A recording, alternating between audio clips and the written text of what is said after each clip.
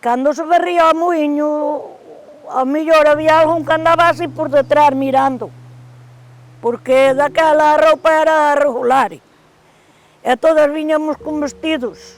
Ao mellor eu estaba aquí sentada, esperando que terminara de moer o muiño, e viña un e se cadra aproveitaba. Son Nieves, nacín en Pedrousos, criei-me en Pedrousos e vivo en Pedrousos. Teño 79 anos. Había moitas mulleres que tiñan fillos de solteiras, porque aproveitaban así, se viñan á erva, por exemplo, aí, eses ribazos. Había mozos que viñan e aproveitaban, vai fulana na erva en tal sitio. Aí era un sitio escondido, como quen di, e aí aproveitaban. Aos domingos viñamos a dar por aquí, os chavales da Ameixenda, viñan por aquí, que viñan xusto por este camiño abaixo. E pasaban por aquí, que aquí había unha puntella, un puente de pedra.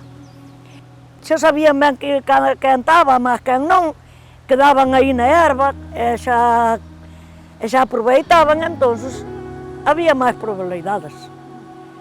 Contei un día que non dormía ben de noite, e contei polo menos 8 ou 9 mozos que viñan as mozas aquí a Pedrousos, ás 3 aldeas, vá. E entonces viñan acompañando, outros viñan a ver se tamén se pescaban algo. Houve moitísimos que baixaron para esta zona de Villestro e de aí viñeron moitos aquí a esta zona, as mozas. O que se casaba na Ameixenda, a muller daqui non iba para a Ameixenda, que non lle gustaba os sitios.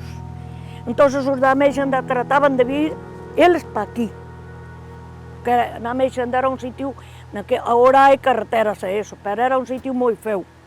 Cando caeu ese muiño foi con unha enchenta que barreu, que foi, cortou carreteras en Auga Pesada, aí en Quintansa, por aí.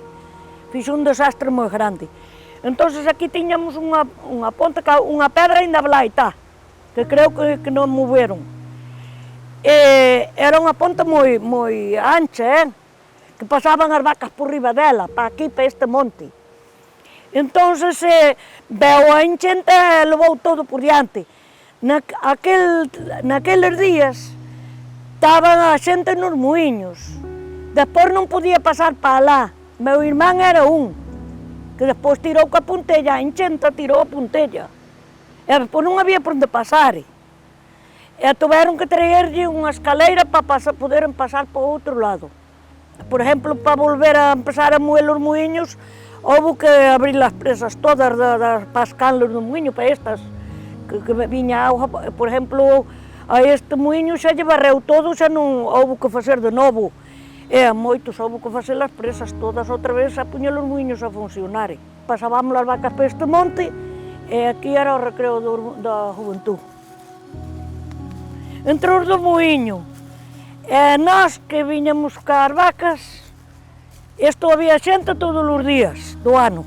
Os montes estaban todos limpitos, que non habían de coller un toxo. E para coser a broa, moitos cosían con toxos do monte. E había que ir buscar un carriño de toxos, e non habían de cortalos. E eu viña ca segadora polo camiño de arriba, e subí a erviña todas estos para arriba e a mal os meus fillos.